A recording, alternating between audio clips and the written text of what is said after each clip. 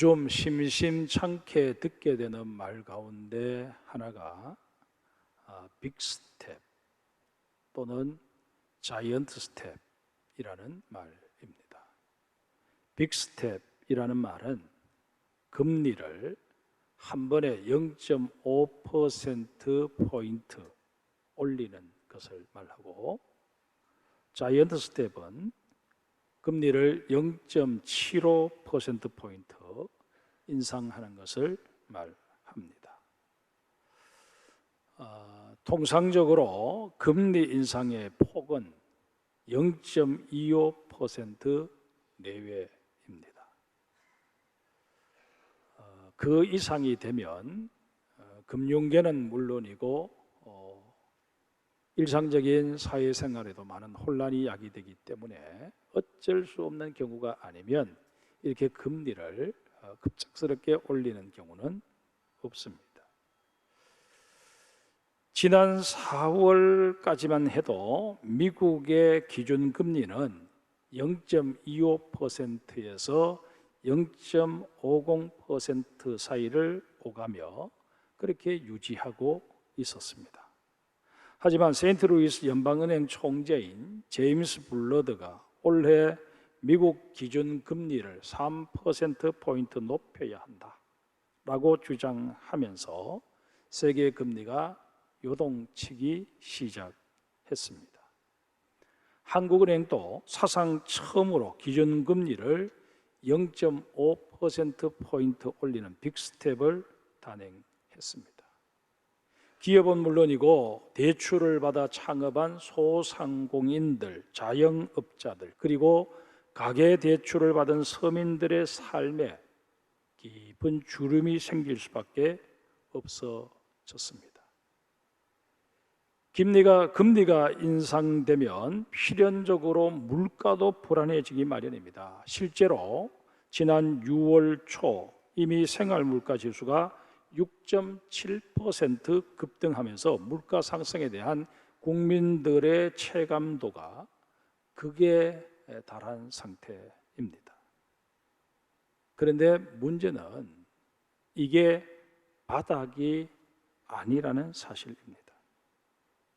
앞으로 세계 경제는 더 나락으로 추락할 가능성이 있고 우리나라도 그 영향을 고스란히 받을 수밖에 없습니다. 하지만 여러분, 경제라고 하는 것은 내리막으로 치닫다가도 다시 회복세를 보이고 성장세로 돌아서기도 하는 것 아니겠습니까? 그러기에 잠시 허리띠를 졸라매면 될 것입니다. IMF 사태도 잘 이겨낸 우리나라인 만큼 현재 이 어려움도 반드시 극복할 수 있을 것이라 믿어 의심치 않습니다. 문제는 생이 고달파지면서 원망하고 불평할 뿐만 아니라 하나님에게서 등을 돌려버리는 사람들이 생겨날 가능성이 없지 않아 있다 하는 것입니다. 이런 사람의 경우 설령 경제적인 문제가 해결된다고 해도 더 깊은 수렁에 빠져버릴 가능성이 높습니다.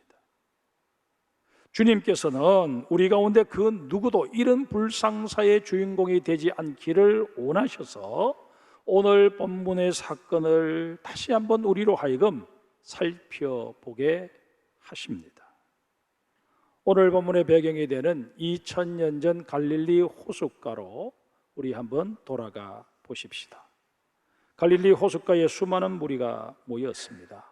예수님께서는 그들에게 네 종류의 땅에 떨어진 씨앗의 비유를 위시해서 여러 비유를 통해서 천국의 비밀을 가르쳐 주셨습니다.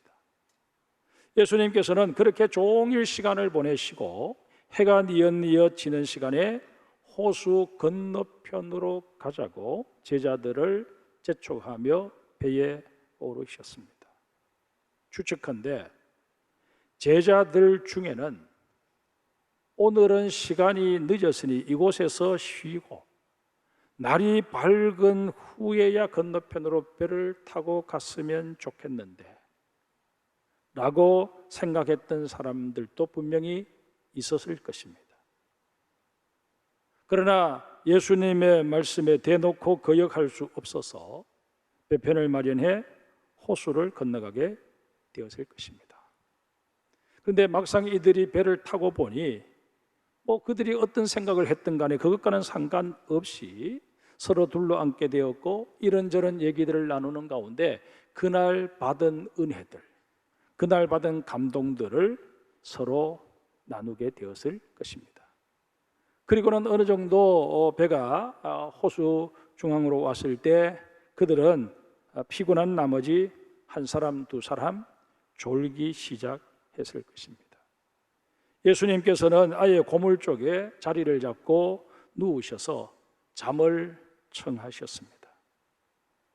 그때까지만 해도 모든 것이 평온해 보였습니다. 그런데 얼마 못 가서 그 평온은 산산조각이 나고 맙니다.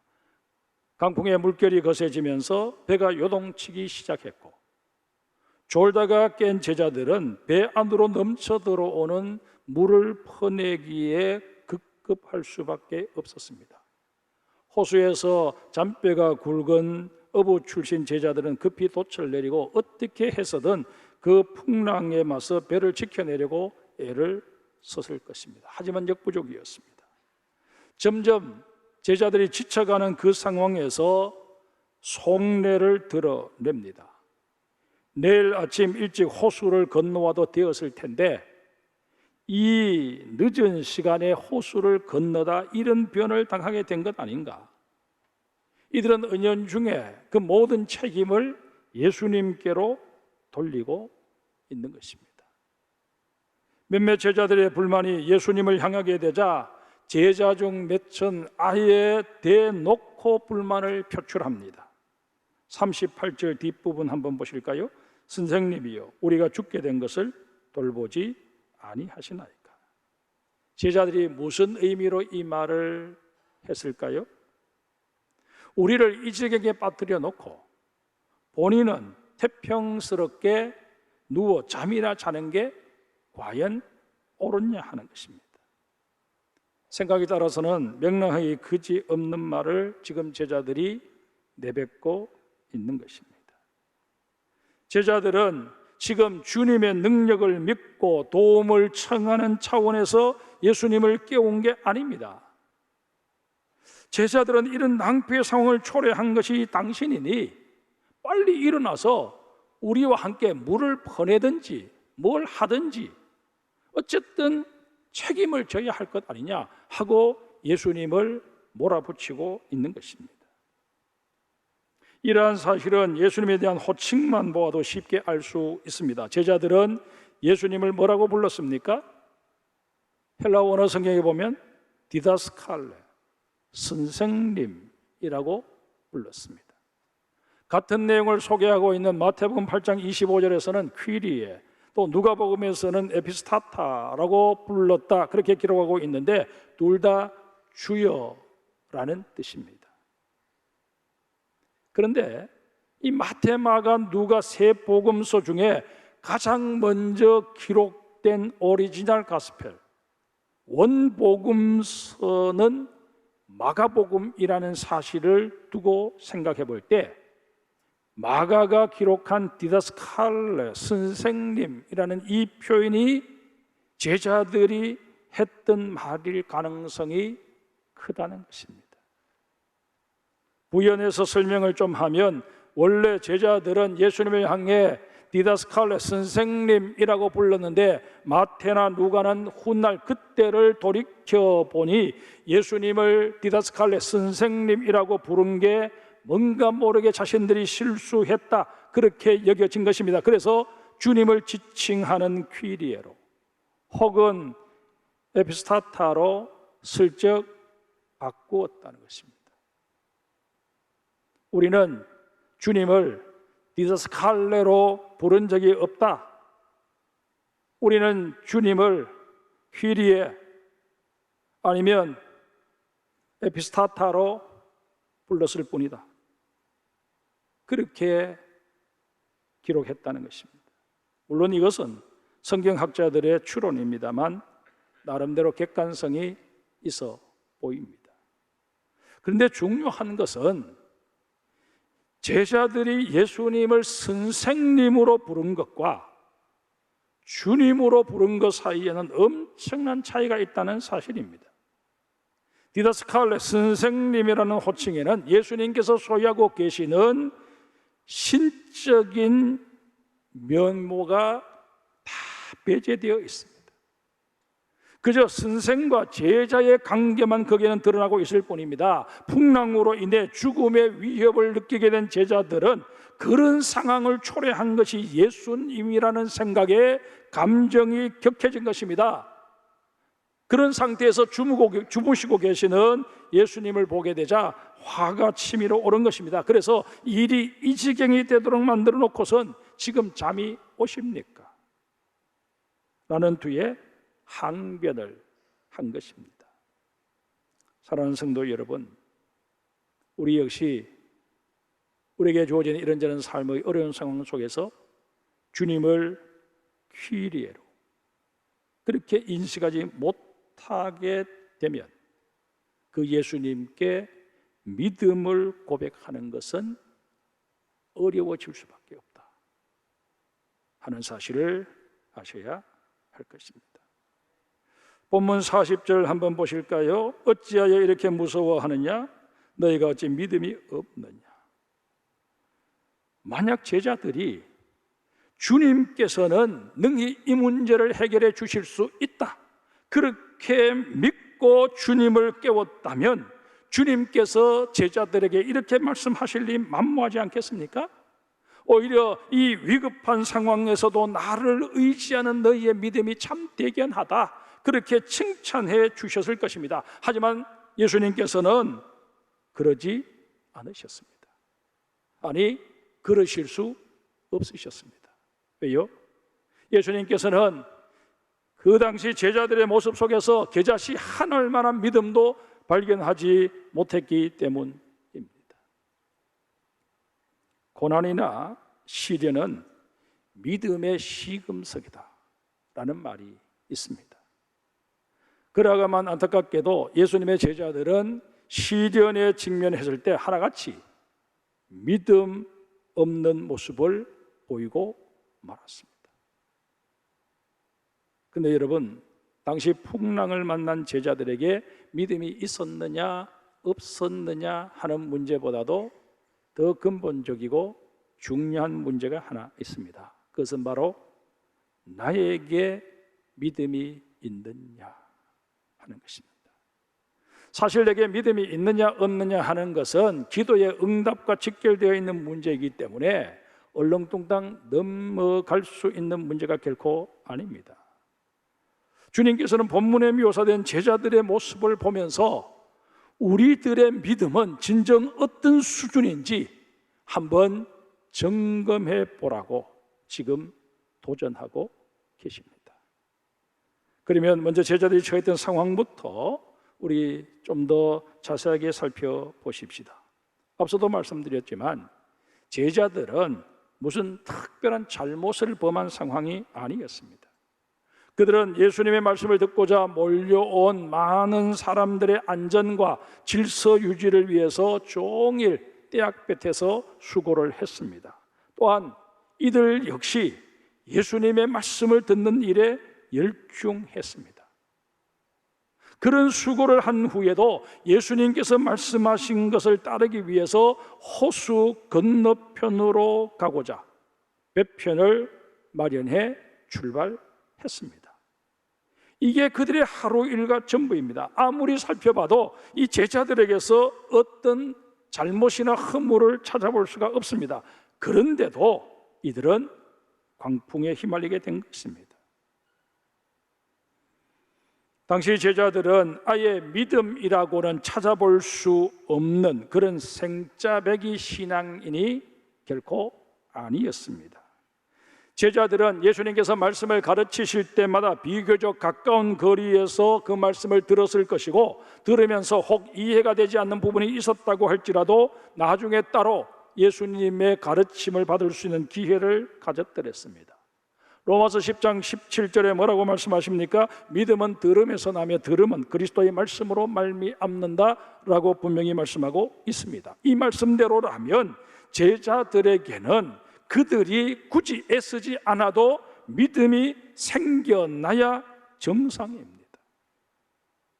단언하건대 예수님의 권위 있는 말씀을 지척해서 들었던 이 제자들의 마음속에는 분명 믿음이 자리하고 있었습니다. 그런데 이 믿음이라고 하는 것이 한번 우리 마음속에 자리하게 되면 그 어떤 경우에도 요지부동이냐 하면 그렇지 못하다는 것입니다. 믿음은 마치 물과 같아서 담아내는 사람에 따라 그 모양이 달라지는가 하면 때로는 조금만 부주의해도 엎질러지기 일수입니다. 지금 제자들은 전혀 예측하지 못했던 풍랑에 노출되면서 이리저리 흔들리다가 또 혼비백산하여 허둥대다가 믿음을 다 쏟아버린 것입니다. 믿음이 아예 처음부터 없었던 것이 아니라 분명 믿음이 있었는데 그 믿음을 풍랑 속에서 다 쏟아버린 것입니다. 여러분이나 저도 평소에는 이만하면 내 믿음도 참 괜찮은 편이다, 그렇게 자의하며 살아왔을 것입니다. 하지만 전혀 예상 밖의 상황이 발생하게 되고 나는 거기에 아무런 대비도 하지 못한 채 그 상황에 휘말리게 되면 우리 역시 믿음을 다 쏟아버린 채 밑바닥을 드러내거나 무기력하기 짝이 없는 모양새로 전락해버리기 일수입니다. 이게 우리들의 신앙의 현주소입니다. 그러기에 우리는 믿음에 관한 자만해서는 아니 됩니다. 상황에 따라서 나의 믿음 얼마든지 흔들릴 수 있고 요동칠 수 있다 하는 사실을 겸허히 인정하며 날마다 주의 도우심을 구할 수 있어야 할 것입니다. 본문 40절을 다시 한번 보실까요? 주님께서 제자들의 마음을 어떻게 진단하십니까? 어찌하여 이렇게 무서워하느냐? 너희가 어찌 믿음이 없느냐? 예수님께서는 갑자기 벌어진 상황에 제자들의 마음이 두려움에 휩싸이게 된 것, 그리고 믿음을 잃어버리게 된 것을 정확하게 진단해 내십니다. 우리 속담에 호랑이에게 물려가도 정신만 차리면 된다라는 말이 있습니다. 공경에 처했다고 해서 지나치게 불안해하거나 낙심해서는 아니 됨을 일깨워주는 속담입니다. 그런데 여러분, 우리가 경험하는 바대로 공경에 처해서도 마음을 다잡고 정신을 차리는 게 말처럼 생각처럼 쉽지 않잖아요. 앞서 말씀드린 대로 풍랑을 만나기 전까지만 해도 제자들은 물결에 흔들리는 그것을 오히려 즐기면서 평온하게 서로 이런저런 담소를 나누고 있었을 것입니다. 그들은 자기가 예수님의 제자가 된 것을 아주 자랑스럽게 여겼을지도 모릅니다. 그런데 갑자기 불어닥친 강풍은 갈릴리 호수만 뒤흔들어 놓은 것이 아니라 이 제자들의 마음마저 뒤흔들어 버렸습니다. 그런데 이 강풍에 그 마음이 뒤흔들려서 뒤죽박죽 되어버린 이 제자들의 모습을 보고 있노라면 이게 단지 제자들만의 문제가 아니라 우리들의 문제임을 깨닫게 됩니다. 미국의 어떤 교인이 불안감에 시달리다 존 홉킨스 병원을 찾게 되었습니다. 마침 이 교인의 진료를 맡게 되신 분이 그 병원의 설립자이자 신실한 크리스찬인 하워드 A. 켈리 박사였습니다. 켈리 박사가 묻습니다. 어디가 불편해 오셨나요? 환자가 대답을 합니다. 불안하기도 하고요, 한번 심장이 뛰기 시작하면 좀처럼 안정이 되지를 않습니다. 아마 강박관념 때문인 것 같습니다. 자신의 병에 대해서 아예 진단까지 다 해버리는 이 환자를 보면서 켈리 박사가 묻습니다. 혹 종교가 있습니까? 예, 기독교인입니다. 그 말을 들은 켈리 박사는 크리스찬이면서 불안한 이유는 한 가지뿐입니다. 주님을 의지하지 않고 자꾸 자신을 의지하려고 하기 때문입니다. 저는 개인적으로 이 켈리 박사의 진단에 전적으로 동의합니다. 여러분, 우리가 문제에 직면했을 때 정말 주님 앞에 나와 이 모든 문제를 해결해 주실 수 있는 분은 우리 주님밖에 없음을 내가 인정합니다. 주님의 십자가 아래 나의 이 문제를 내려놓습니다. 주님께서 친히 내 문제에 개입하셔서 이 문제를 해결하여 주십시오. 그렇게 주님께 모든 것을 맡기고 주님이 주시는 평안을 얻어서 우리는 세상으로 나아갈 수 있어야 할 터인데, 우리는 그러지 못하고 문제를 내가 끌어안고 어떻게 해서든 이 문제 내가 해결해야 되겠다 하는 생각에 불면의 밤을 보내게 되고 걱정과 근심에 짓눌린 그런 삶을 살고 만다는 것입니다. 여러분, 신앙이 무엇이라고 생각하십니까? 다양한 대답이 가능하겠지만 주님 선택하기를 훈련하는 것이 바로 신앙이고 신앙생활입니다. 우리가 직면한 각가지 상황 속에서 주님 편 선택하기가 더욱더 익숙해져 가는 것, 이게 바로 신앙의 성숙 아니겠습니까? 여러분, 예수 처음 믿었을 때는 주님께 내 문제를 맡기는 것이 무엇인지 그 개념 파악도 잘 되지 않아서 여전히 전전긍긍하며 세상 근심 다 끌어안고 그렇게 살아가지만, 예수 믿은 지 10년, 20년이 되었음에도 불구하고 역시 그 모양 그 꼴이라면 정말 우리는 우리의 신앙을 다시 한번 돌아보아야 할 것입니다. 성도 여러분, 이제까지 우리는 뭐가 문제인지 살펴보았습니다. 우리 삶에서 이것도 문제고 저것도 문제고 하는 식으로 잔뜩 문제만 들추어내고 끝내버리면 오히려 불안감만 가중될 것입니다. 그러기에 오늘 본문에 소개된 풍랑 사건을 통해서 정말 주님께서 우리에게 주시는 해답이 뭘까? 그 해답을 찾아내셔야 합니다. 우리의 인생살이에는 풍랑이 끊이질 않습니다. 그에 따라 우리의 마음도 요동치게 되고 불안에 휩싸이기 마련입니다. 그런데 그런 현장에, 그런 내 마음 속에 누가 계시느냐? 우리 주님이 자리하고 계신다. 이게 오늘 이 풍랑 사건을 통해서 우리에게 주시는 가장 핵심적인 메시지입니다.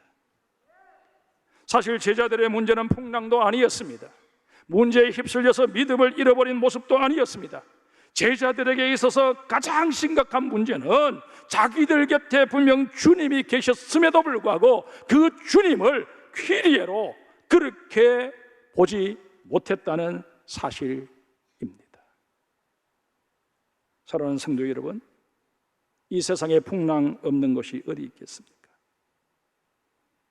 또 일평생 풍랑 한 번 만나지 않고 살아가는 사람들 누가 있겠습니까? 중요한 것은 우리의 인생살이 속에, 내가 직면한 그 풍랑 속에 주님이 함께 하신다 하는 사실을 아는 것입니다. 그러기에 여러분, 우리는 우리에게 주어진 그 어떤 상황 속에서도 주님 찾는 이 일을 포기해서는 아니 됩니다. 나의 시선이 더욱더 주님께 고정되기를 소원하며 이 훈련을 끊임없이 해야만 할 것입니다.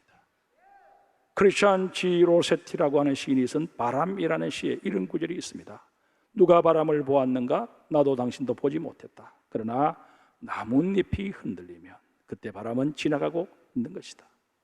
우리는 주님을 뵌 적이 없습니다. 앞으로도 주님 직접 뵐 일이 없을 것입니다. 그러나 나를 삼키듯 덤벼드는 풍랑이 점차 잦아드는 그 현장에 나에게 엄습했던 그 풍랑을 향해 명령하시며 통제하고 계시는 주님을 느낄 수 있는 믿음의 안목들이 있어야 할 것입니다.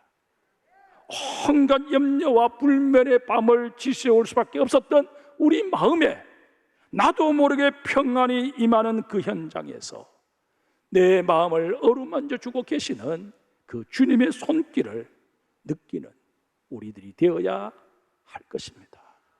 그래서 주님을 향하여, 주님 멀리 계신 것이 아니라 내 가까이 계셨군요. 오늘도 내 상황 속에 이렇게 함께 하셔서 이 모든 상황을 통제하여 주시고 내가 감당치 못할 시험당함을 허락지 않으심을 감사하나이다. 그렇게 고백하며 늘 감사 생활에 힘쓰시는 우리 장성의 모든 성도들 되시기를 주님의 이름으로 축복합니다.